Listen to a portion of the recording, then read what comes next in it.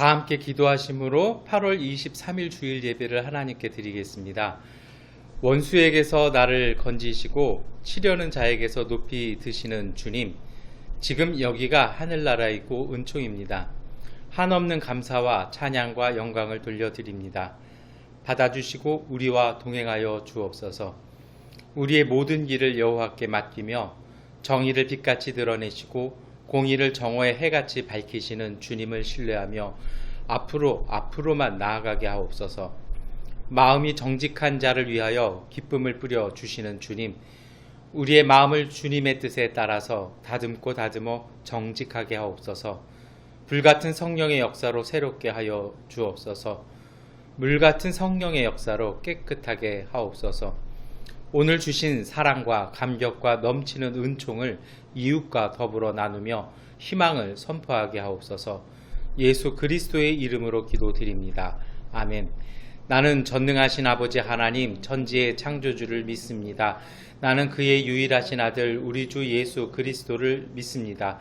그는 성령으로 잉태되어 동정녀 마리아에게서 나시고 본디오 빌라도에게 고난을 받아 십자가에 못 박혀 죽으시고 장사된 지 사흘 만에 죽은 자 가운데서 다시 살아나셨으며 하늘에 오르시어 전능하신 아버지 하나님 우편에 앉아 계시다가 거기로부터 살아있는 자와 죽은 자를 심판하러 오십니다. 나는 성령을 믿으며 거룩한 공교회와 성도의 교제와 죄를 용서받는 것과 몸의 부활과 영생을 믿습니다. 아멘. 주님의 성령 지금 이곳에 임하소서.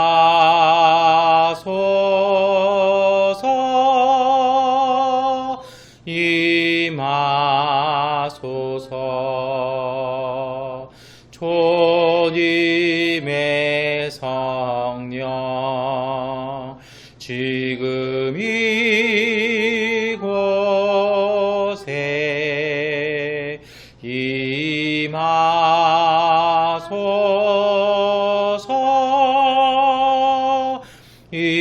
임하소서. 할렐루야 할렐루야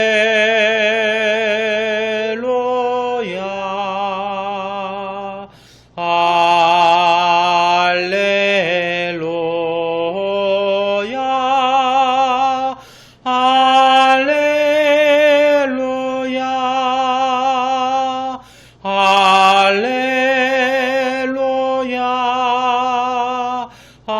할렐루야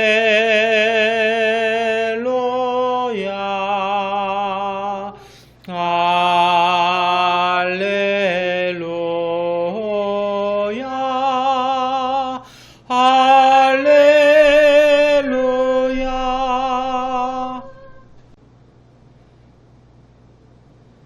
다 함께 하나님께 기도 드리시겠습니다. 전능하신 아버지 하나님, 거룩한 주일 주님의 시간에 저희들이 주 앞에 예배드리기 위하여 이곳에 모였사오니 저희가 있는 곳을 거룩하게 하시고 성별하게 하여 주옵소서.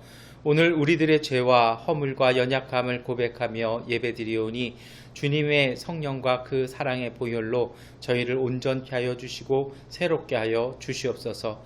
하나님, 오늘 우리에게 분별하고 깨닫는 마음 주시기를 원합니다. 우리의 뜻이 하나님의 뜻과는 다름을 고백하며 주 앞에 엎드릴 수 있는 겸손함을 허락하여 주시옵소서. 하나님, 우리 사회에 벌어지고 있는 우리들의 허물과 죄로 인한 여러 가지 소동들 가운데 많은 것들을 깨닫고 주님 앞에 돌아설 수 있는 우리의 교회들이 되게 하여 주시옵소서. 세상을 위한 교회가 아니라 세상이 염려하는 교회가 되어버리고 말았습니다. 이제 우리 스스로를 돌아보게 하여 주옵소서. 겸손함 주셔서 하나님 교회가 온전하게 하여 주시고 주님의 도구로서의 바른 모습 서게 하여 주옵소서. 주 앞에 예배드리며 모든 가정들이 기도와 간구와 일터의 어려움들을 주 앞에 간구하며 나왔사오니 우리의 모든 것 아시는 아버지 하나님께서 응답하여 주시고 능력과 기쁨과 지혜를 주셔서 이 어려움들을 능히 이겨내게 하여 주옵소서. 우리에게 오랜 기간 우리에게 어려움을 주었던 코로나19로 인한 모든 어려움들이 종식되게 하여 주시고 이 바이러스가 사라지게 하여 주셔서 하나님 우리가 다시 일상으로 돌아갈 수 있도록 은혜 더하여 주시옵소서. 지금까지 겪었던 모든 어려움들 그리고 이 경험들을 잊어버리지 아니하게 하시고 온전히 마음에 품어 더욱 거룩함으로 더욱 온전함으로 저희들의 일상을 소중히 받아들일 수 있도록 은혜 더하여 주옵소서. 주 앞에 예배 드립니다. 말씀을 읽고 주 앞에 고백하며 찬양을 드릴 때에 주님의 성령께서 우리 가운데 임하여 주시고 주님의 뜻을 깨달으며 믿음으로 나아가게 하여 주시옵소서. 주님의 성령께서 우리를 인도하여 주심을 감사드리옵고 예수 그리스도의 이름으로 기도드립니다. 아멘. 우리 기도를 들어주소서. 간절히 이언이 우리 기도를 들어주소서. 응답해 주소서. 우리 기도를 들어주소서. 간절히 비오니 우리 기도를 들어주소서. 응답해 주소서. 아멘. 구약성서의 말씀을 봉독해 드리겠습니다. 구약성서의 말씀은 출애굽기 1장 8절부터 2장 10절까지의 말씀을 세번역본으로 봉독해 드리겠습니다. 요셉을 알지 못하는 새 왕이 일어나서 이집트를 다스리게 되었다. 그 왕이 자기 백성에게 말하였다. 이 백성 곧 이스라엘 자손이 우리보다 수도 많고 힘도 강하다. 그러니 이제 우리는 그들에게 신중히 대처하여야 한다. 그렇게 하지 않으면 그들의 수가 더욱 불어날 것이고 또 전쟁이라도 일어나는 날에는 그들이 우리의 원수들과 합세하여 우리를 치고 이 땅에서 떠나갈 것이다. 그래서 이집트 사람들은 이스라엘 자손을 부리는 공사 감독관을 두어서 강제 노동으로 그들을 억압하였다.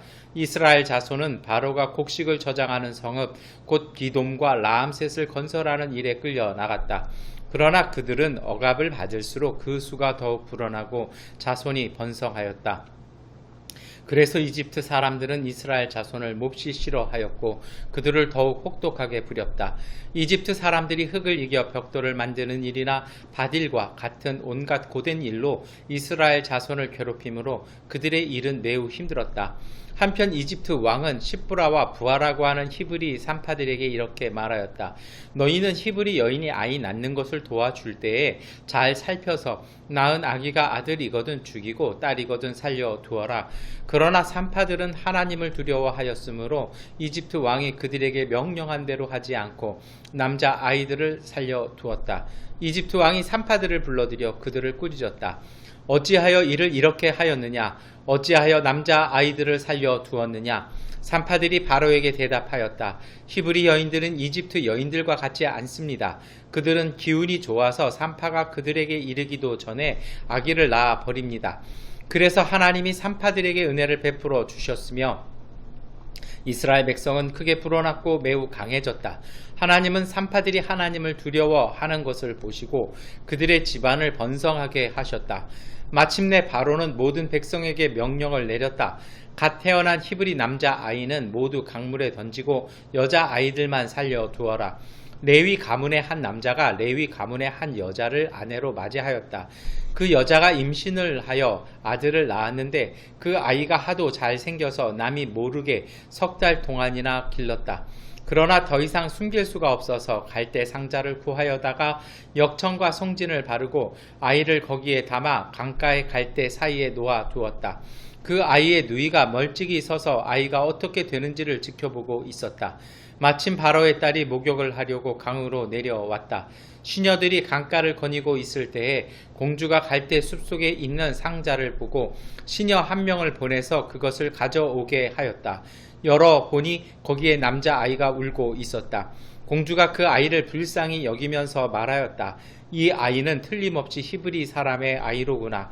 그때 그 아이의 누이가 나서서 바로의 딸에게 말하였다. 제가 가서 히브리 여인 가운데서 아기에게 젖을 먹일 유모를 데려다 드릴까요? 바로의 딸이 대답하였다. 그래, 어서 데려오너라. 그 소녀가 가서 그 아이의 어머니를 불러왔다. 바로의 딸이 그에게 말하였다. 이 아이를 데리고 가서 나를 대신하여 젖을 먹여다오. 그렇게 하면 내가 너에게 삭을 주겠다. 그래서 그 여인은 그 아이를 데리고 가서 젖을 먹였다. 그 아이가 다 자란 다음에 그 여인이 그 아이를 바로의 딸에게 데려다 주니 공주는 이 아이를 양자로 삼았다. 공주는 내가 그를 물에서 건졌다 하면서 그의 이름을 모세라고 지었다. 아멘. 찬송가 370장을 찬송하시겠습니다. 찬송가 370장입니다. 주 안에 있는 나에게 단 권심이 있으랴. 십자가 밑에 나가 내 짐을 풀었네. 주님을 찬송하면서 할렐루야 할렐루야. 내 앞길 멀고 험해도 나 주님만 따라가리. 그 두려움이 변하여 내 기도 되었고 전날의 한숨 변하여 내 노래 되었네. 주님을 찬송하면서 할렐루야 할렐루야.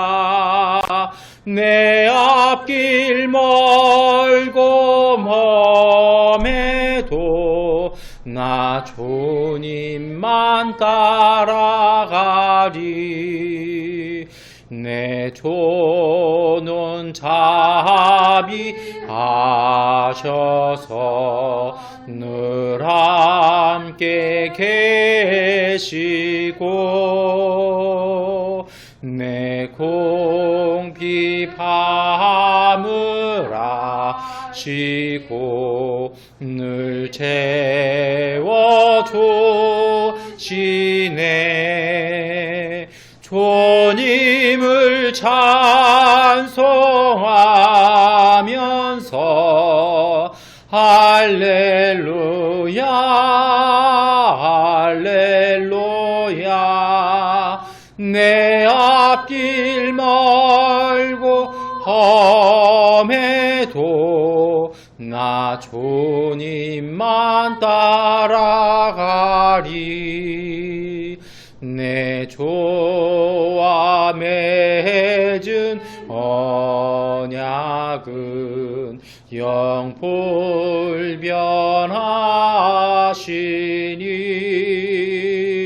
그 나라 가기지는 늘 보하시네.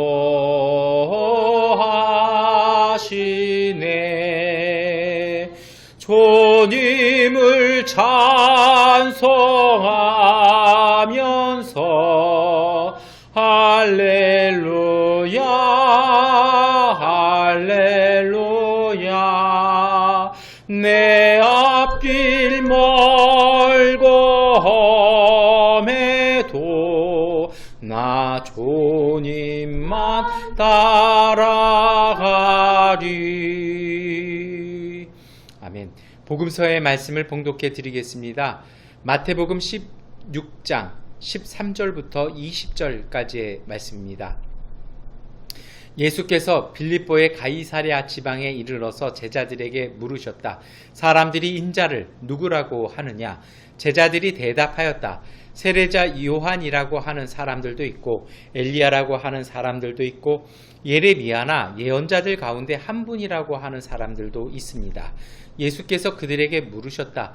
그러면 너희는 나를 누구라고 하느냐? 시몬 베드로가 대답하였다. 선생님은 살아계신 하나님의 아들 그리스도십니다. 예수께서 그에게 말씀하셨다. 시몬 바요나야, 너는 복이 있다. 너에게 이것을 알려주신 분은 사람이 아니라 하늘에 계신 나의 아버지이시다. 나도 너에게 말한다. 너는 베드로다.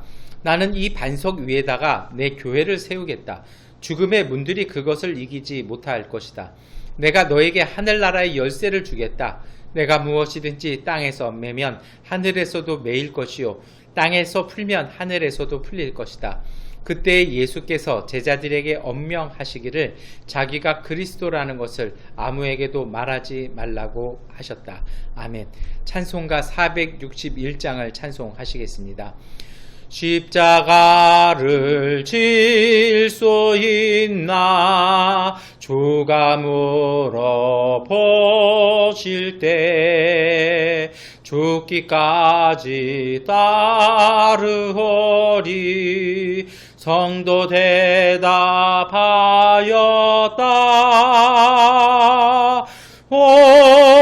우리의 심령 조의 것이니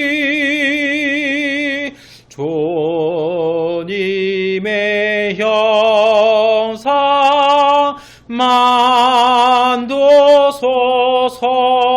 만두소서. 주인도 따라 살아갈 동안 사랑과 충성 널 바치오리다. 너는 기여하고 있나 구원받은 강도를 그가 회개하였을 때 낙원 허락받았다. 우리의 심령 조의 것이니 주님의 형상 만드소서. 주인도 따라 살아갈 동안 사랑과 충성 널 바치오리다. 걱정 근심 어두운 그늘 너를 둘러 덮을 때 주께 내 영 맡기겠나. 승리 믿으며 우리의 심령 조의 것이니 주님의 형상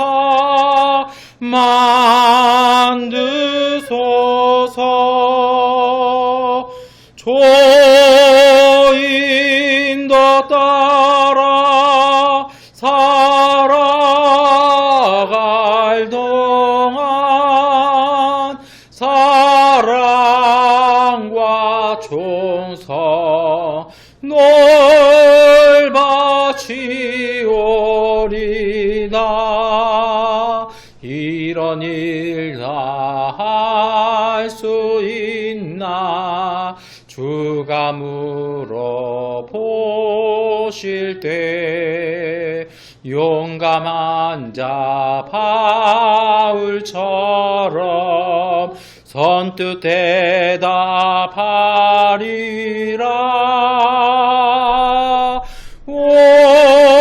우리의 심령 조의 것이니 주님의 영상 만드소서.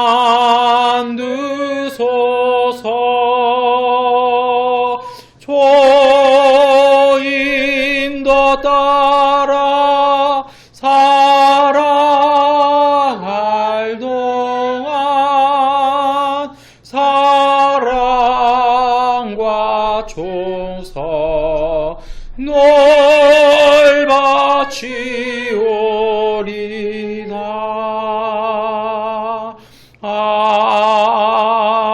아멘. 서신서의 말씀을 같은 목소리로 봉독하겠습니다. 서신서의 말씀은 로마서 12장 1절부터 8절까지의 말씀입니다. 함께 읽겠습니다. 형제 자매 여러분, 그러므로 나는 하나님의 자비하심을 힘입어 여러분에게 권합니다. 여러분의 몸을 하나님께서 기뻐하실 거룩한 산 제물로 드리십시오. 이것이 여러분이 드릴 합당한 예배입니다. 여러분은 이 시대의 풍조를 본받지 말고 마음을 새롭게 함으로 변화를 받아서 하나님의 선하시고 기뻐하시고 완전하신 뜻이 무엇인지를 분별하도록 하십시오. 나는 내가 받은 은혜를 힘입어서 여러분 각 사람에게 말합니다. 여러분은 스스로 마땅히 생각해야 하는 것 이상으로 생각하지 말고 하나님께서 각 사람에게 나누어 주신 믿음의 분량대로 분수에 맞게 생각하십시오. 한 몸에 많은 지체가 있으나 그 지체들이 다 같은 일을 하는 것이 아닙니다. 이와 같이 우리도 여럿 있지만 그리스도 안에서 한 몸을 이루고 있으며 각 사람은 서로 지체입니다. 하나님께서 우리에게 주신 은혜를 따라 우리는 저마다 다른 신령한 선물을 가지고 있습니다. 가령 그것이 예언이면 믿음의 정도에 맞게 예언할 것이요, 섬기는 일이면 섬기는 일에 힘써야 합니다. 또 가르치는 사람이면 가르치는 일에, 권면하는 사람이면 권면하는 일에 힘쓸 것이요, 나누어 주는 사람은 순수한 마음으로, 지도하는 사람은 열성으로, 자선을 베푸는 사람은 기쁜 마음으로 해야 합니다. 아멘. 우리 찬미하겠습니다. 이 말씀 따라 사는 동안 지치지 않게 하시고, 이 말씀 따라 사는 동안 나라 임하소서. 이 말씀 따라 사는 동안 지치지 않게 하시고, 이 말씀 따라 사는 동안 주님 나라 임하소서.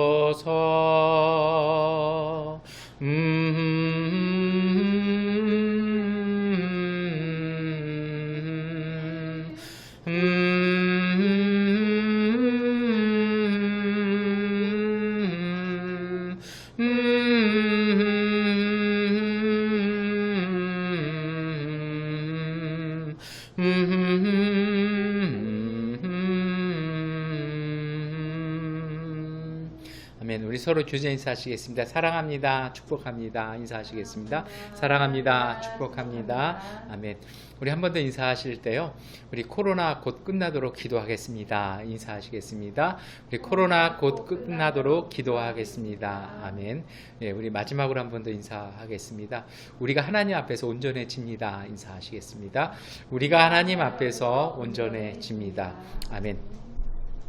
여러분, 오늘 우리가 읽었던 본문 말씀은 출애굽기의 말씀입니다.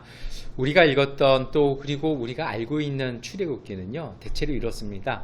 430년 만에 그 하나님의 역사가 임한 것이죠.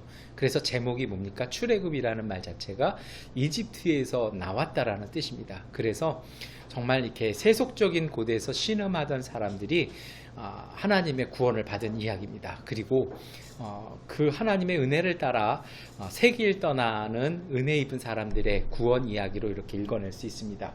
그리고 이제 뭐 아무래도 이스라엘 민족이 이집트를 나온 것에 대한 이야기라고 이렇게 읽어낼 수 있습니다. 그런데요, 계속 말씀을 드립니다만 성경을 꼼꼼하게 읽어보면 조금 더 다른 이야기들을 이 출애굽기에서 우리가 교훈받을 수가 있습니다.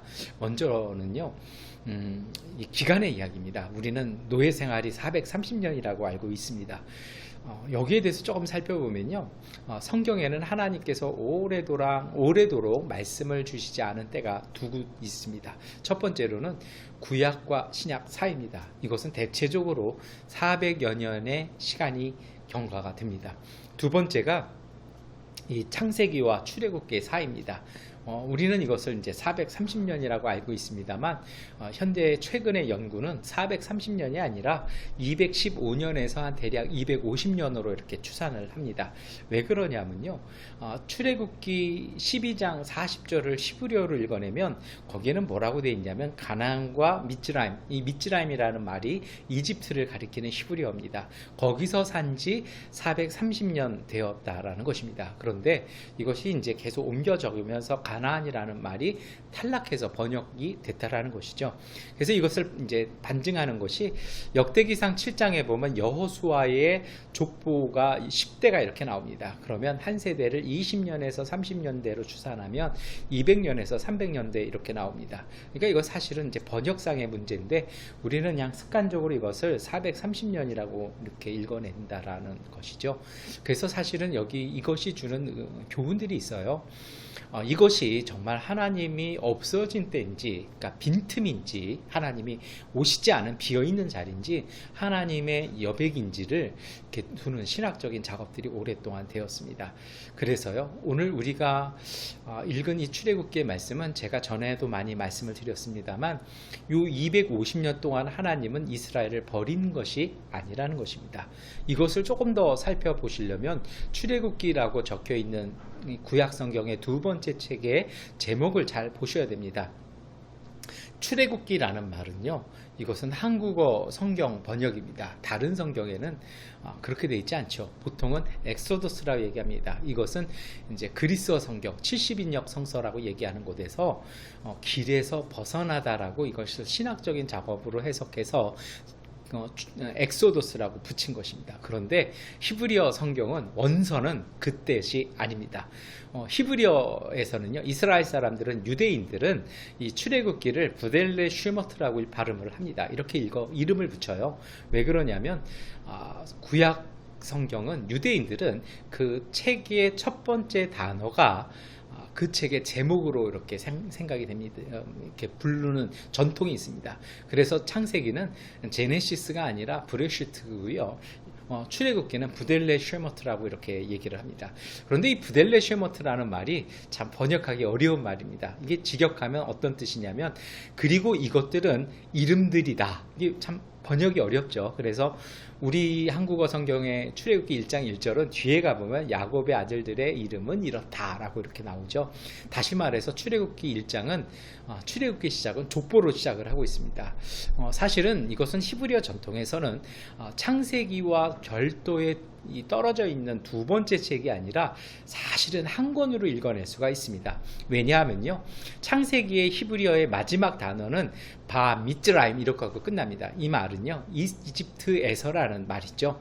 그리고 나서 이어 나오는 출애굽기 1장 1절의 첫 단어는 그리고로 시작합니다.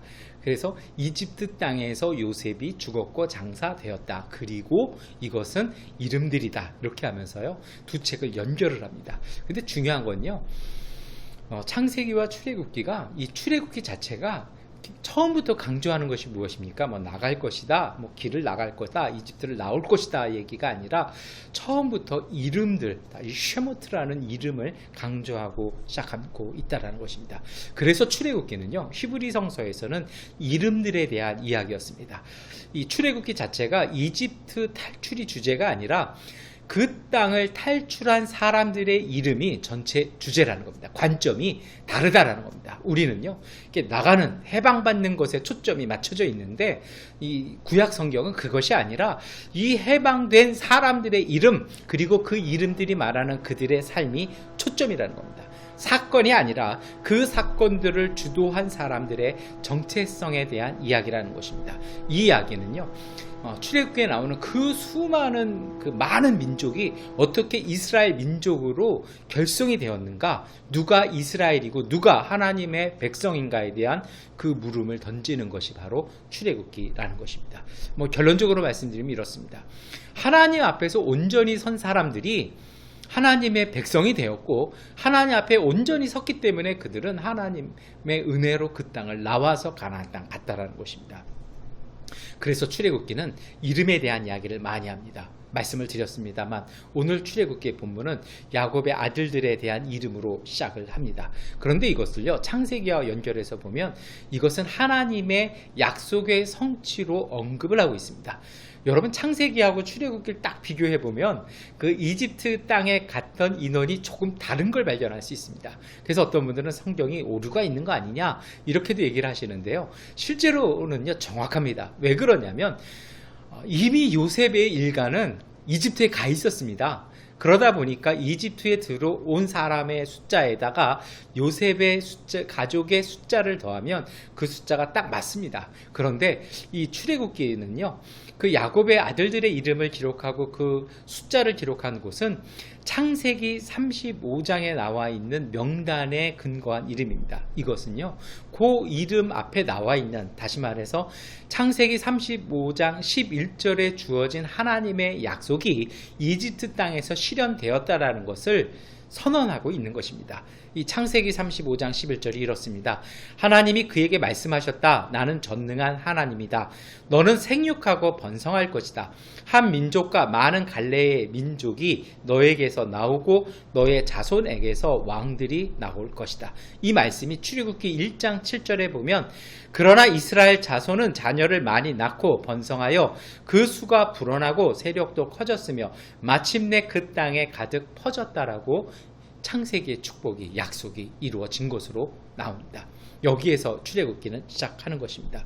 그런데 여러분, 우리가 출애굽기 하면 잘 알고 있지 않습니까?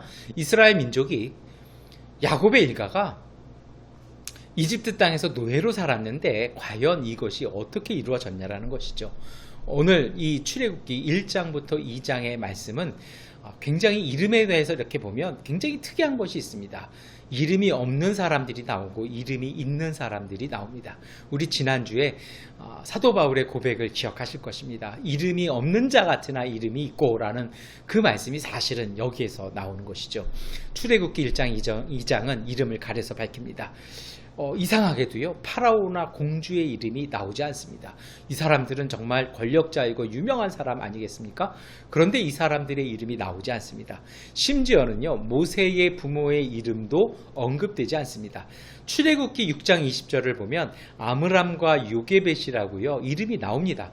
뒤에 가면 나오는데도 굳이 출애굽기 2장 1절을 보면 레위 가문의 한 남자가 한 여자에게로 라고 이렇게 하면서 이름을 싹 가려버리죠. 성경은요, 주인공만 이름이 나오는 그런 전통이 있습니다.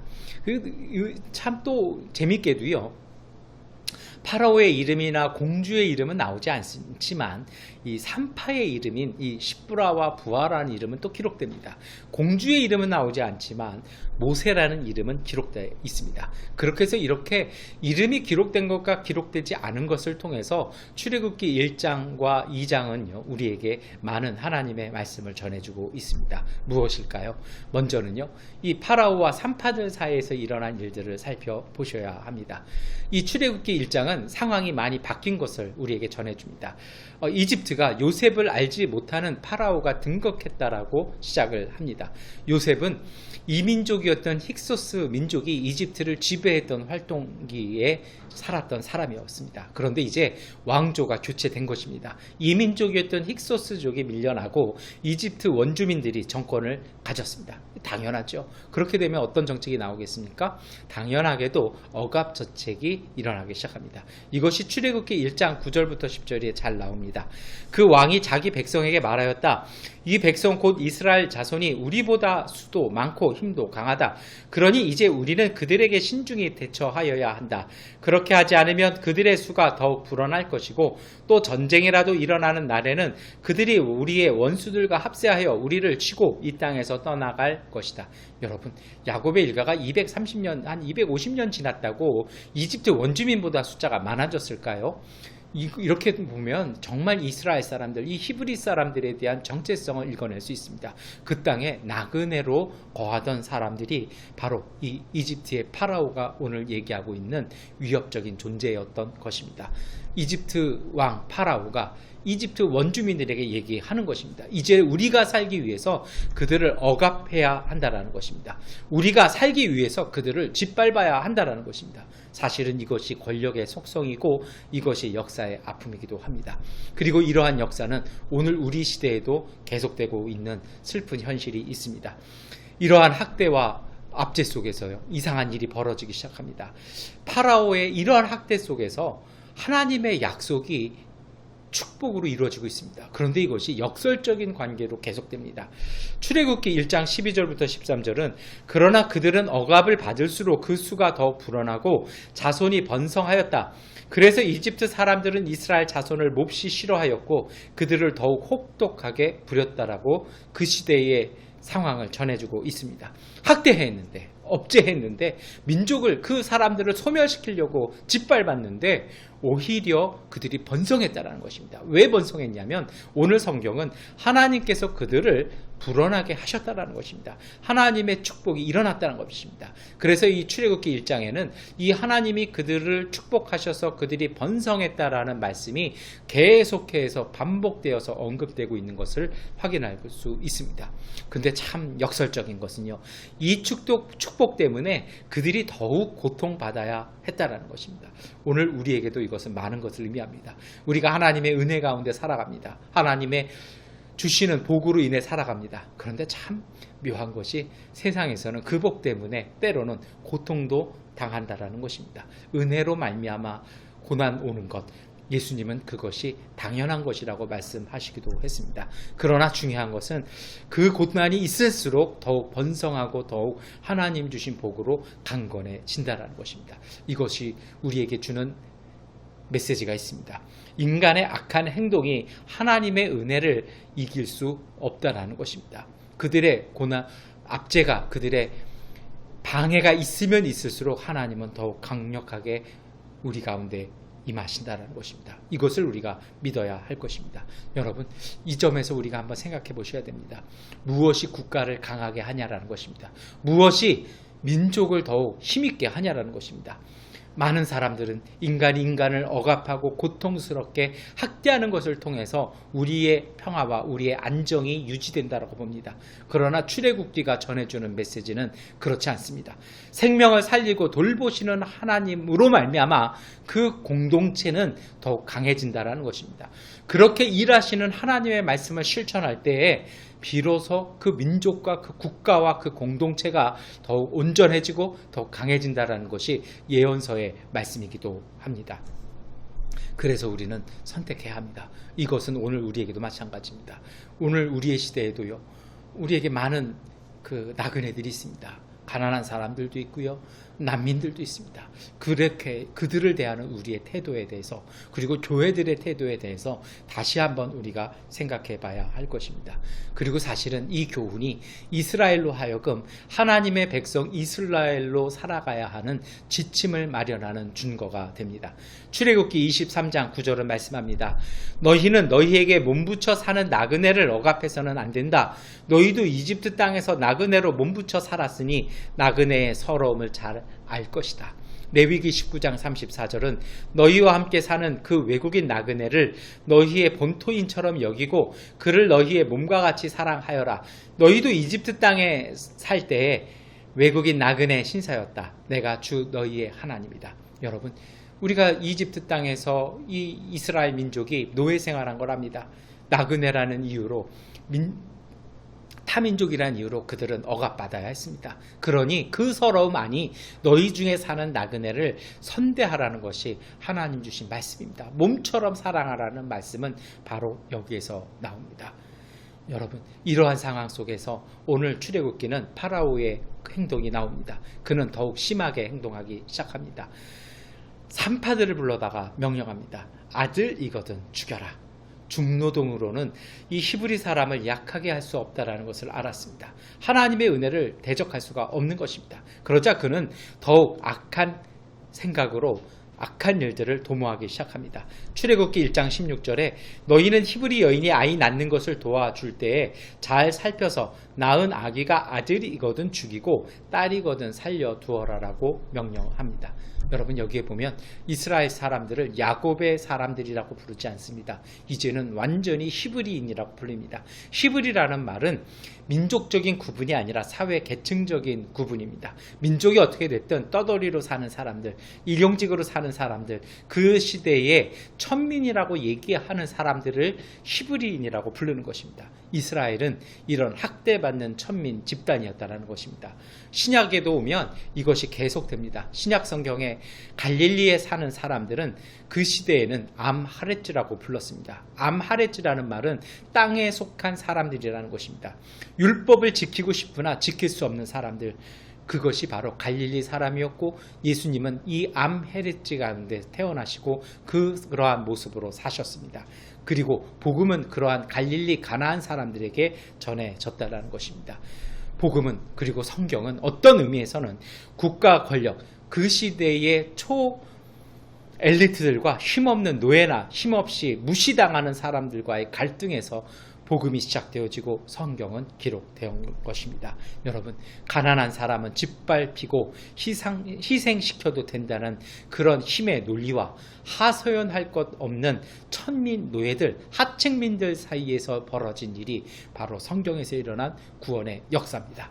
그러한 관점으로 우리가 성경을 읽어야 할 것입니다. 하나님은 낮은 자의 하나님, 더 정확히 말하면 노예들의 하나님이셨습니다. 이러한 파라오의 명령에 대해서 시브라와 부라가 파라오의 말에 대해서 항명하기 시작합니다. 근데 여러분, 이것을 잘 보셔야 합니다. 시브라와 부하가 이 사람들도 이스라엘 사람이고 이 사람들도 히브리였으니까 자기 민족 편든 것이 아닌가, 우리는 이렇게 읽어낼 때가 많이 있어요. 이렇게 읽어낼 수 있는 근거가 있습니다. 오늘 우리 한국어 성경에도 보면 히브리 산파라고 기록을 합니다. 우리 한국어 성경은 주로 이제 이 마소라 텍스트나 탈굼을 번역을 많이 해왔습니다. 거기에는 아람어와 이 히브리어에서는 그렇게 얘기를 하죠. 그런데 이것을요, 70인역과 불같다 라틴어 성경에서는 히브리 여인들을 위한 산파라고 번역을 해두었습니다. 의미가 다르죠. 한쪽은 히브리 사람이다, 한쪽은 아니다라는 겁니다. 이집트 사람이었는데 이 히브리 사람들을 위해서 배정되어진 산파라는 것입니다. 그래서 전통적으로는 그렇게 여겼습니다. 그런데 최근 연구 동향은 이 문맥의 흐름이나 최근의 연구 결과는 이집트 사람이었다라는 것입니다. 여러분, 히브리 사람이면 파라오가 불러다 그렇게 명령했겠습니까? 같은 이집트 사람이니까 명령했다라는 것입니다. 그런데 마소라와 탈굼이, 그리고 우리 한국어 성경이 히브리 사람으로 번역한 이유가 있습니다. 이집트 사람이었지만 히브리 사람들을 위한 일을 했으므로 히브리 사람과 동일하게 간주하는 것입니다. 왜냐하면 말씀드린 것처럼요, 히브리는 민족 개념이 아니라 사회 계층이었다는 것입니다. 히브리 사람을 도왔으니 그 역시도 히브리 사람이라는 것입니다. 그래서 이 시브라와 부하는 이집트가 아니라 히브리를 선택했기 때문에 최종적으로는 히브리 산파로 기록했다라는 것이 사실은 맞는 번역인 것 같습니다. 왜냐하면 이것은 굉장히 중요합니다. 이렇게 되어지면요, 사실은 뒤에 가서 의문이 해소됩니다. 어떻게 그렇게 수많은 민족이, 심지어는요, 옛날 번역에는 아주 적절하게 표현했는데요, 중다한 잡족이 이스라엘 민족으로 하나 되었냐라는 것입니다. 다시 말해서 민족, 이 핏줄의 개념이 아니라 선택의 기준이었다라는 것입니다. 오늘 우리가 영적인 이스라엘이라고 얘기하지 않습니까? 그것은 우리가 이스라엘 사람과 뭐 유전자가 어떻게 돼 있는 것이 아니라 우리도 하나님 앞에 서 있는, 신의 산 앞에 서 있는, 그리고 하나님의 율법 앞에, 하나님의 말씀 앞에 서 있는 그러한 삶을 선택했기 때문에 우리도 히브리 이스라엘 사람이라는 것입니다. 이렇게 되면 출애굽가 갖고 있는 의문이 풀리기 시작합니다. 이러한 가운데 파라오의 명령은 준엄합니다. 잘 살펴서 아들이거든 죽여라. 파라오의 명령은 은밀했습니다. 출애굽기 1장 16절을 다시 말씀을 드리면, 너희는 히브리 여인이 아이 낳는 것을 도와줄 때에 잘 살펴서 낳은 아기가 아들이거든 죽이고 딸이거든 살려두어라라고 성경은 번역이 되어 있습니다. 그런데요, 이 한국어 번역에 빠진 히브리어 단어가 있습니다. 히브리어 성경을 원문으로 읽어보면 두 개의 돌덩어리라는, 두 개의 돌멩이라는 단어가 있습니다. 이게 번역이 잘 안 됩니다. 그래서 예전에 이것을 번역을 안 하고 그냥 잘 살펴서라는 말 속에 그냥 묶어버렸습니다. 왜냐하면 아무리 해도 이거에 왜 돌멩이가 여기에 들어가나. 그래서 어떤 분들은 이것이 생식기를 얘기하는 거 아니냐, 뭐 이렇게도 번역을 하시는 분이 있는데 그건 좀 억측입니다. 최근 들어서 현대에 이르러서 성서고고학이 굉장히 발전했습니다. 그래서 제가 간혹 말씀을 드립니다만, 그 시대를 살았던 사람들에게는 이게 무슨 의미인 줄 아는데 우리와 삶의 그 문화가 다르니까 우리로서는 이게 번역이 안 됐습니다. 그런데 성서고고학이 고대 근동 사람들의 삶을 딱 보니까 다른 게 있더라는 겁니다. 우리는 지금 아이를 출산할 때 누워서 합니다. 그런데 고대 근동의 그림을 딱 보니까 아이를 출산하는데 앉아서 하더라는 것입니다. 이 부잣집이나 고결한 사람들은 이렇게 잘 만들어진 의자에 앉아서 출산을 합니다만, 이 하층민들은 그럴 여유가 없으니까 이 앉을 만한 돌덩이 두 개를 딱 갖다 놓고, 조금 높은 돌멩이를 갖다 놓고 그 위에 앉아서 이렇게 출산을 하면 아이가 그 밑으로 딱 나오는 것이더라는 겁니다. 그러니까 이게 고대에는 이 두 개의 돌멩이가 이 출산 때를 얘기한다라는 것입니다. 그러니까 무슨 얘기입니까? 이 파라오의 명령은요, 어떻게 해석을 할 수 있냐면, 출산대에서 이 산모의 다리 사이에서 아이가 탁 나왔을 때, 아직 아무도 보지 못했을 때 아들이거든.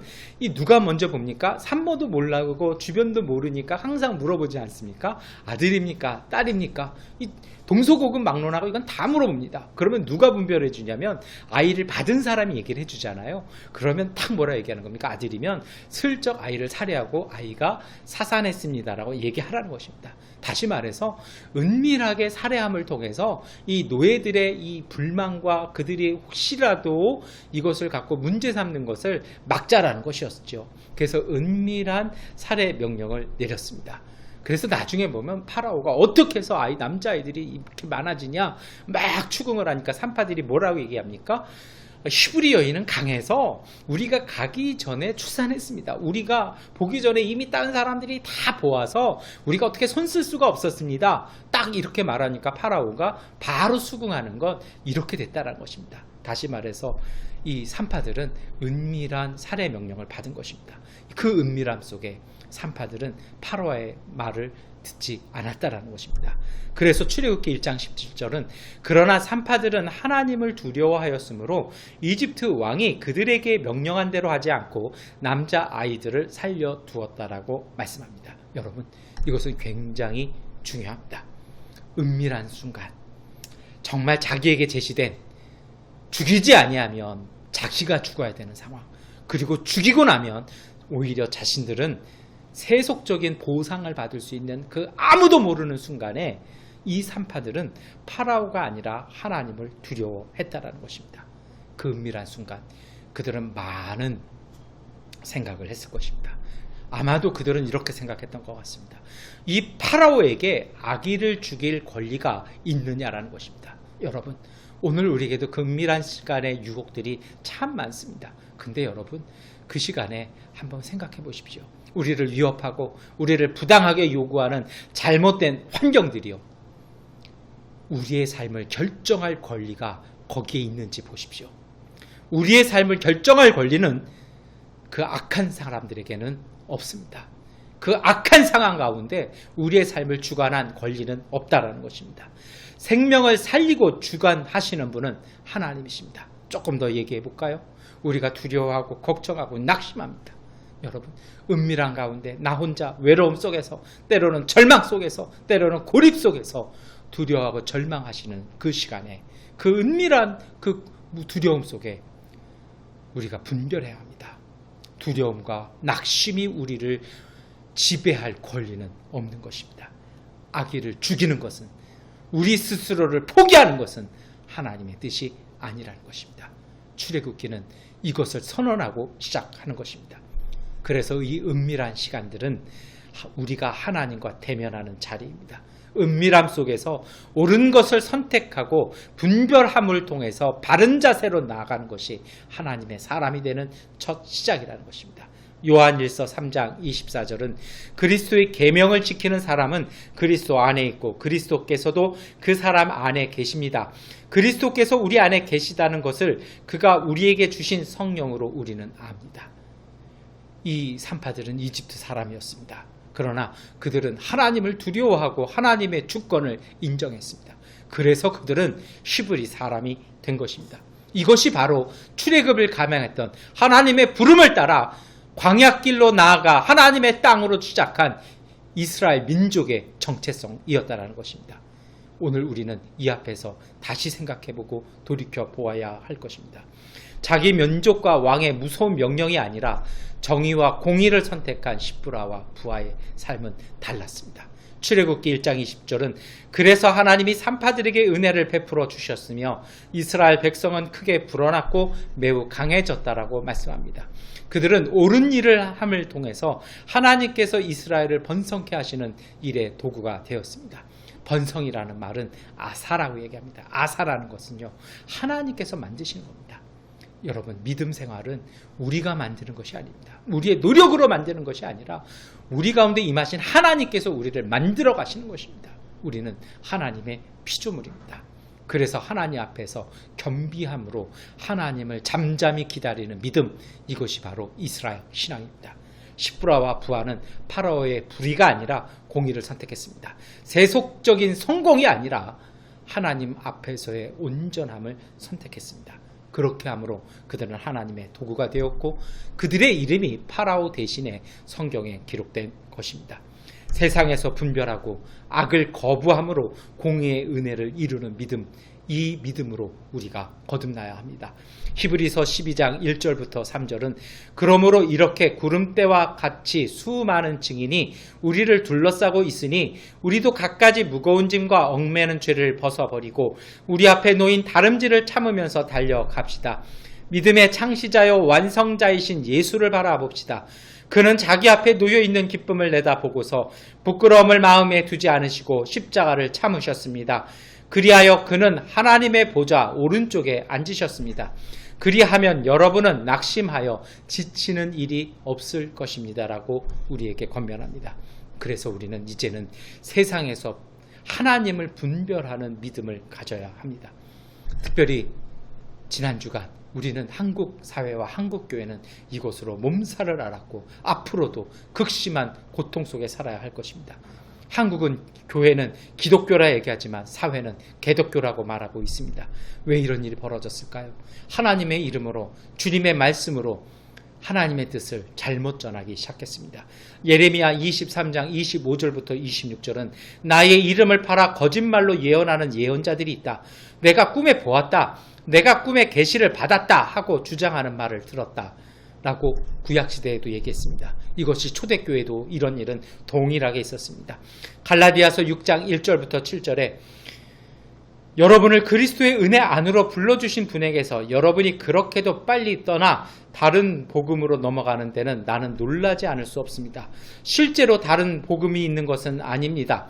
다만 몇몇 사람이 여러분을 교란시켜서 그리스도의 복음을 왜곡시키려고 하는 것 뿐입니다. 라고 사도 바울이 꾸짖고 있습니다.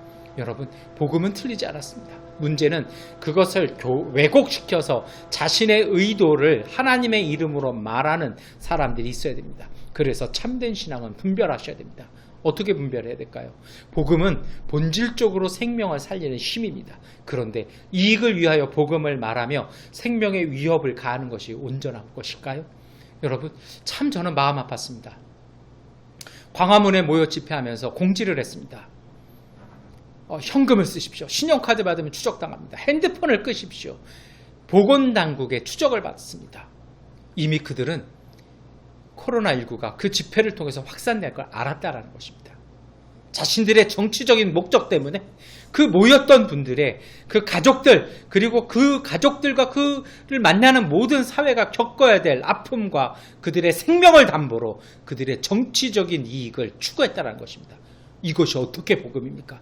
이것이 어떻게 하나님의 뜻일 수 있겠습니까? 이것을 비호했던 대형 교회들, 그 유명했던 분들은 같이 책임져야 합니다. 그리고 이것에 대해서 뻔히 알면서도 우리가 아니기 때문에 굳이 말하지 않았던 우리도 같이 회개하며 사회 앞에서 우리가 무릎 꿇어야 할 것입니다. 여러분, 예수님은 모든 일을 살리려고 십자가에 달리셨습니다. 그런데 이 십자가를 근거로 생명을 위협하고 다른 이들의 생명과 건강을 해치는 것, 이것은 복음 아닙니다. 그래서 교회 다니는 사람과 예수 그리스도를 믿는 사람은 구별해야 합니다. 김동호 목사님이 그런 설교하시는 걸 제가 들었습니다. 예수 안 믿어도 교회 다니면서 즐겁다라는 것입니다. 왜냐하면 교회 다니면 사람 만나고 거기서 인정받고 거기서 세상에서 자기가 못하던 일 함으로써 얻는 유익함이 있다는 것입니다. 이제는요, 사실 제가 출애굽기의 이름에 대해서 말씀을 드렸습니다. 사건이 중요한 것이 아니라 그 이름과 정체성이 중요하다는 것이 출애굽기의 메시지라고 말씀드렸습니다. 이제는 우리가 분명해야 됩니다. 교회 다니는 것이 우리의 삶의 유익을 위해서가 아니라 정말 진리 때문에 다녀야 됩니다. 하나님 때문에 다니시는 믿음으로 우리가 분별해야 될 것입니다. 이러한 교훈 아래서 이제 우리는 두 번째 이름 이야기, 모세의 이름을 묵상해 볼 때가 되었습니다. 출애굽기 1장과 2장에 두 번째 나오는 이 모세가 이름이 나옵니다. 그런데 참 재밌는 것은 이 모세라는 이름에는 이중성이 있다는 것입니다. 모세라는 이름을 파라오의 딸이 지었습니다. 사실은 이건 히브리 이름이 아닙니다. 이것은 이집트식 이름이었습니다. 그래서 예를 들면 프타모세, 라모세, 이 라모세가 사실은 라암세스가 됩니다. 투트모세, 파라오의 이름들에도 이런 이름이 붙습니다. 그래서 정확하게는 이 모세라는 말은 아들이라는 뜻입니다. 주로 이런 모세는 신의 이름과 결합해서 어떤 신의 아들이라는 이름의 뜻이 됩니다. 그래서 람세스, 라모세는요, 라신의 아들이라는 그런 이름의 뜻이 됩니다. 그런데 성경은 이집트식으로 이름 붙였던 그 이름을 의미를 히브리식으로 변형해서 기록합니다. 발음이 비슷하다는 거죠. 이것을 히브리어로 읽어내면 그런 뜻이 아니라 건져냈다는 겁니다. 그런데 재밌는 건 파라오의 딸도 히브리식으로 불렀다는 겁니다. 내가 그를 물에서 건져내었다. 이것이 파라오의 딸이 낸 것입니다. 붙인 이름이었습니다. 그런데 히브리어에서는 이런 의미보다는 능동태로 읽는 것이 의미가 더 강합니다. 물에서 건져낼 자. 다시 말해서요, 모세의 삶에 그가 앞으로 어떤 삶을 살아야 될지 예언자적인 형태로 그 이름이 지어졌다는 것입니다. 모세는 그 삶에 맞는 삶을, 거기에 걸맞는 삶을 살아갔다라는 것입니다. 여러분, 그래서요, 이스라엘 민족은 모세처럼 세상이 여러 가지 이름 붙여주었지만 그 세상이 붙여준 이름이 아니라 하나님께서 그 이름에 새롭게 부여하신 새로운 뜻에 맞는 그 삶을 살아가는 것, 이것이 바로 이스라엘의 정체성이었다는 것입니다. 세상이 그들을 향해서 붙여준 이름은 히브리였습니다. 천민들, 노예들, 무식한 것들이었습니다. 그런데 성경은 그들을 이스라엘로 부르기 시작합니다. 그리고 그들은 천민의 삶, 노예들의 삶이 아니라 이제는 하나님의 백성의 삶, 이스라엘로서의 삶을 시작합니다.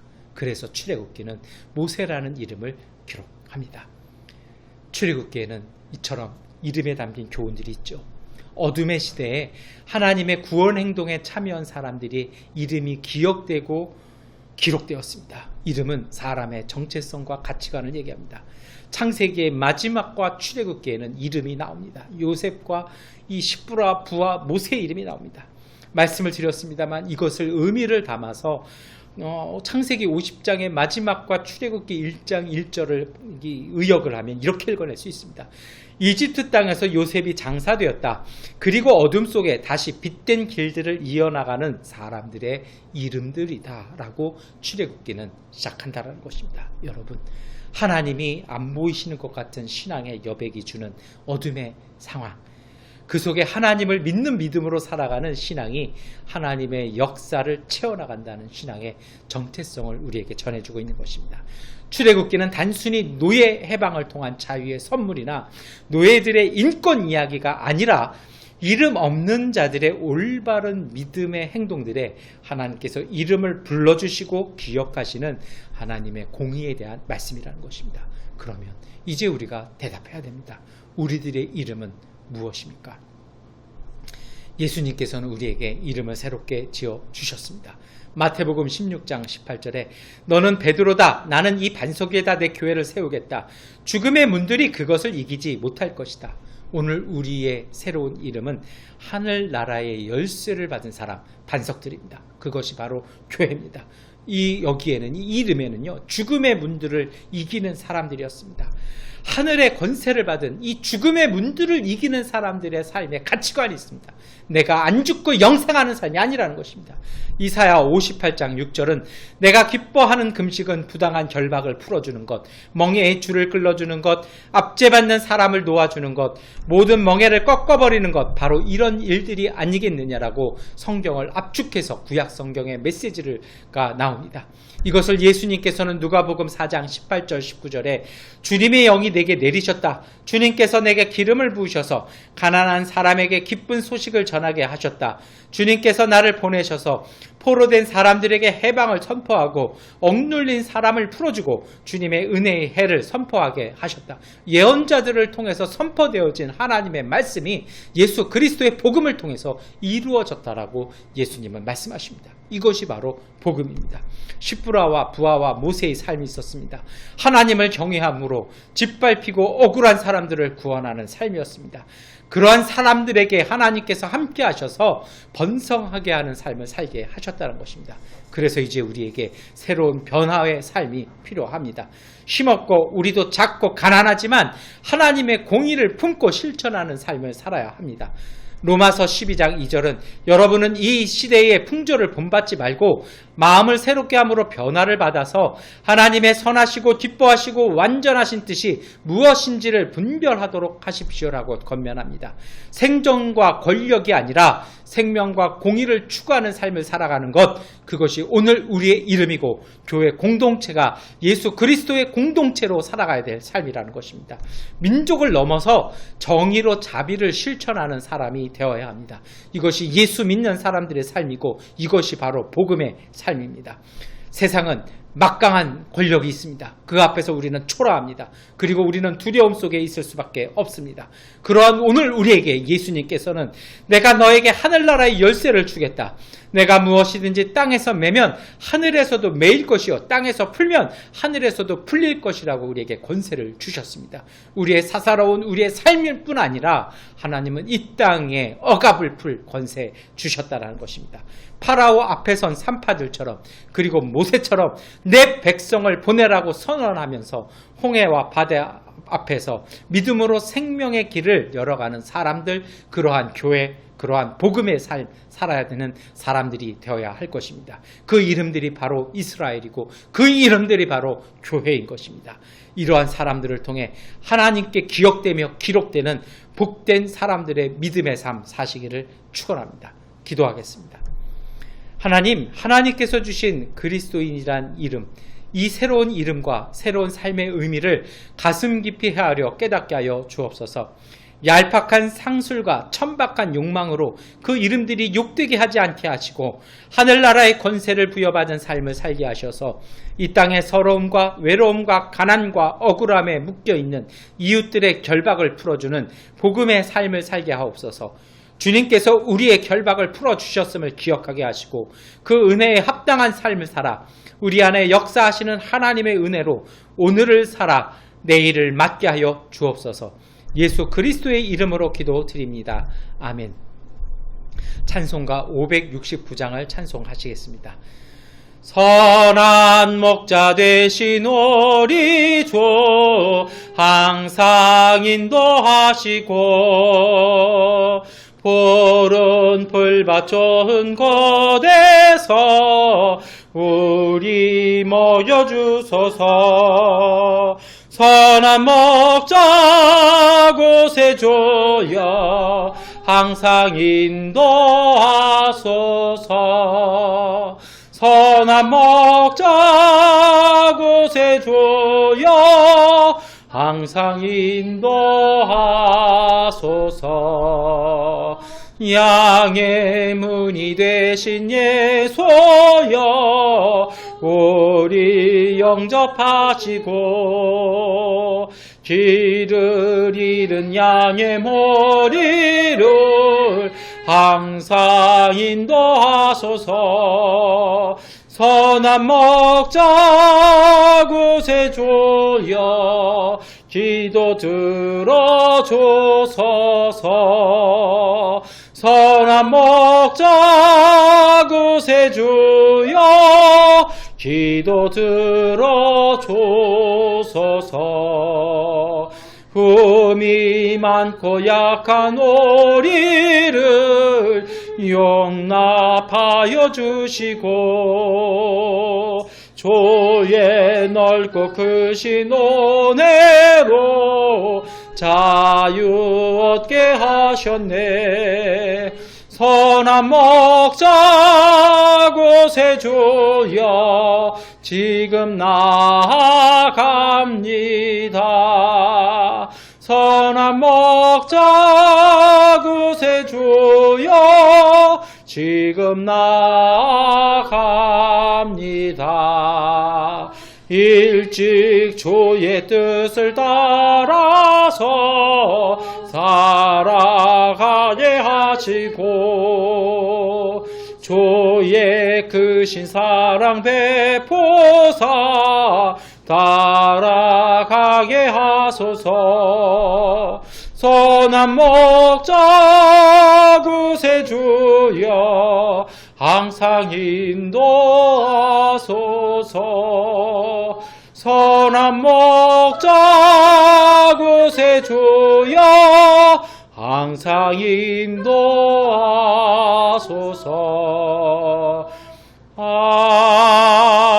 아멘. 교회 소식 말씀드립니다. 우리 다시 모여 예배 드릴 때까지 우리 기도와 성결의 삶 사시는 그 기간 되시기를 바랍니다. 우리 온라인 예배 위해서 수고해 주시는 많은 분들께 감사의 인사 드립니다. 우리 다 함께 주기도문송을 찬송하시겠습니다. 하늘에 계신 아버지 이름 거룩하사 주님 나라 임하시고 도시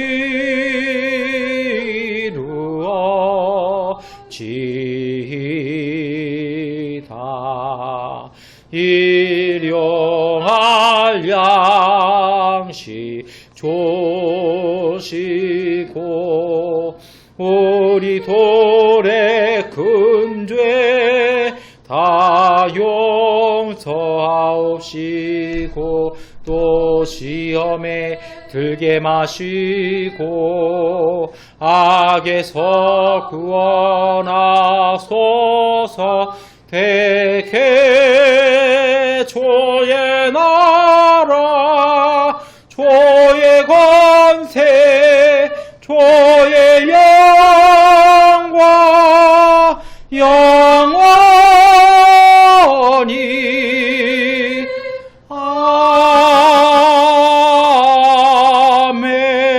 아멘. 지금은 우리 주 예수 그리스도의 은혜와 아버지 하나님의 극진하신 사랑하심과 보혜사 성령님의 위로와 인도하심이 예수 그리스도의 복음의 의미를 깊이 깨달아 세상 속에서 분별된 삶을 통해서 하나님 나라의 능력으로 죽음을 이기는 삶을 살아 평화와 생명과 정의의 삶을 살아가기로 결단하는 미얀마 한인연합교회 가족들 가운데 넘치도록 함께 하시기를 간절히 축원하옵나이다. 아멘. 주님의 평화가 우리와 함께 우리의 이웃들 가운데 하나님께서 함께 하십니다. 주일 예배를 마치겠습니다.